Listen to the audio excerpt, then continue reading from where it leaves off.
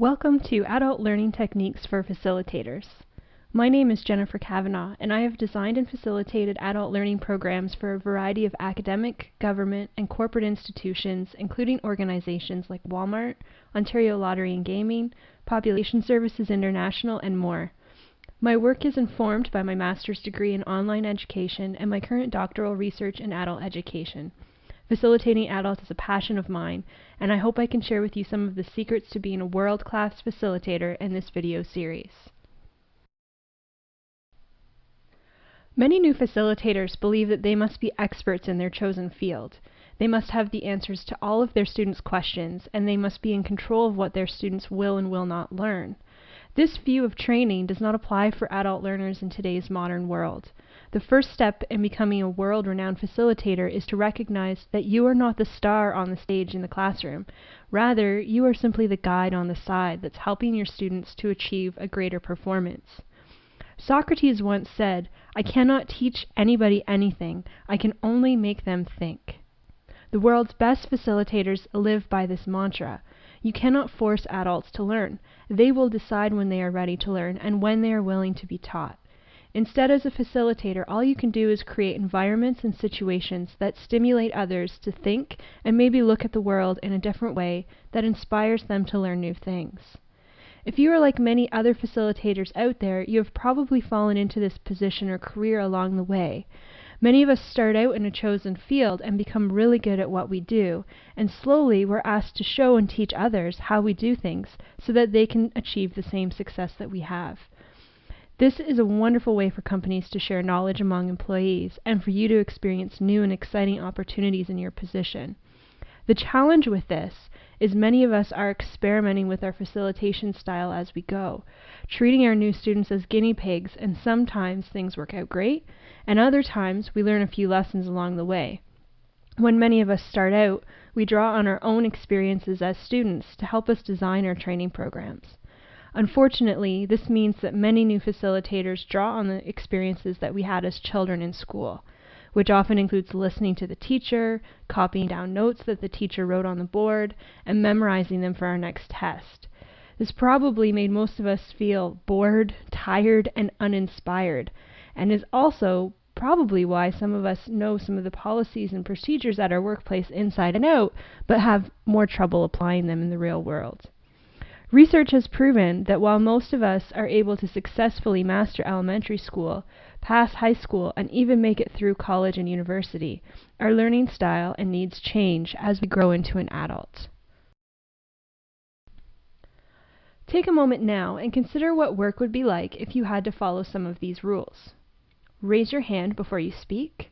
Only one person can go to the washroom at a time, and you must carry a pass. You are not allowed to talk to your coworkers unless it is during a meeting or on a break, and you must copy down all notes from the board exactly as they are written. These rules are commonly seen in elementary and even high schools around the world. So why do they feel so demeaning and uncomfortable as an adult? Well, as an adult, we like to think that we have learned how to behave and respect others, and quite simply, we want to be treated like adults. So if we wouldn't allow these types of rules in the workplace, why would we allow them in corporate training or an adult education environment? If we wanted to be treated like adults at work, we would probably want to be treated like adults when we learn as well. During this video series, I will introduce you to the characteristics of adult learners by describing what is unique about the way in which adults learn. I will review the training design process and the role it should play when you are putting together adult training programs, and we will discuss the top 5 adult learning theories, including andragogy, behaviorism, constructivism, transformative learning, and holistic learning. While there are many more learning theories available, I have selected these 5 of some of the more prominent theories in the field. This video series will conclude by sharing with you some of the secrets and techniques of world-class facilitators.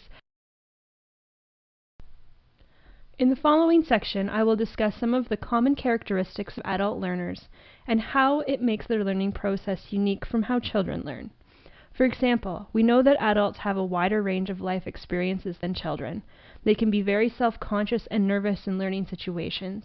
They are goal-oriented, they have different reaction times, and they have a desire to collaborate and socialize when learning.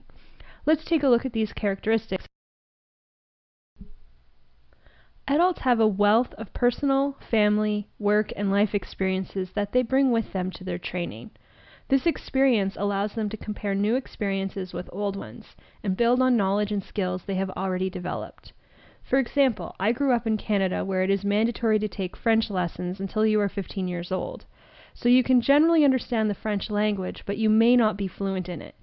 As a child, you learn French by memorizing words and grammar and then repeating it over and over again until it finally sticks.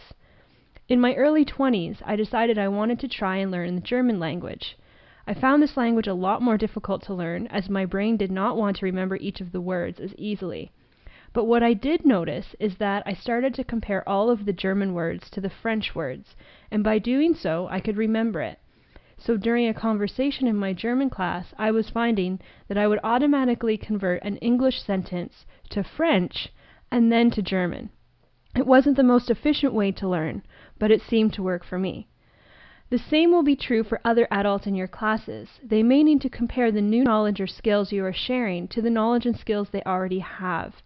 As a facilitator, you must recognize this need, and you must also recognize the knowledge that adults already have. There's nothing worse than treating a group of adult learners like children. You'll lose them faster than the speed of light. Take a look at this young man. How would he behave in your classroom? How would you teach him? What knowledge and experience could he possibly bring at his age? You never know what experience adults bring with them, which is what makes adult learning so interesting. For example, did you know that this young man has a Bachelor of Science degree? Or that he is a volunteer firefighter in his spare time? Or that he suffered from cancer as a child and spent 2 years living in a hospital and learning from the healthcare professionals that cared for him? Or that he lived in Iraq for 3 years? Or that he is an avid reader of international business law books? Think about how all of these experiences may shape how he thinks and learns in your classroom. Just as we slowly start to become more embarrassed about playing with Barbie dolls and dancing naked through the sprinkler, we also become more embarrassed about making mistakes in front of others as we grow older. We develop a comfort zone around ourselves, which is where we are confident in what we know, we feel safe, and we don't feel any stress. While this is a safe and comfortable place to be, it doesn't allow us to grow because we aren't willing to take any risks. If we want to learn as adults, we need to stretch out of our comfort zone and into our learning zone. In this zone, we often experience a little bit of stress and nervousness, but it's a healthy amount. It's just the right amount to push us to learn something new. While it can be exhausting to stay in this zone 100% of the time, it's helpful to venture out here whenever we can, as it allows us to expand our comfort zone and learn new things. Most adults will try to stay in their comfort zone during a training class, so it is your job as a facilitator to draw them out of their shell and into their learning zone. What we need to be aware of is that we can get into trouble when we move into our panic zone. This is when we're experiencing intense stress. We may be sweating from our forehead or our palms, shaking, and so focused on our panic that we can't focus on what we need to learn. From time to time, adults may move into this zone during a training program because we push them to participate in an activity that may be fearful for them. As a facilitator, it's our job to recognize when they move into the panic zone and pull them back into the learning zone as quickly as possible. And sometimes, if they're really overwhelmed, we may actually need to pull them back all the way into their comfort zone for a while before they're willing to take a risk and move back into the learning zone.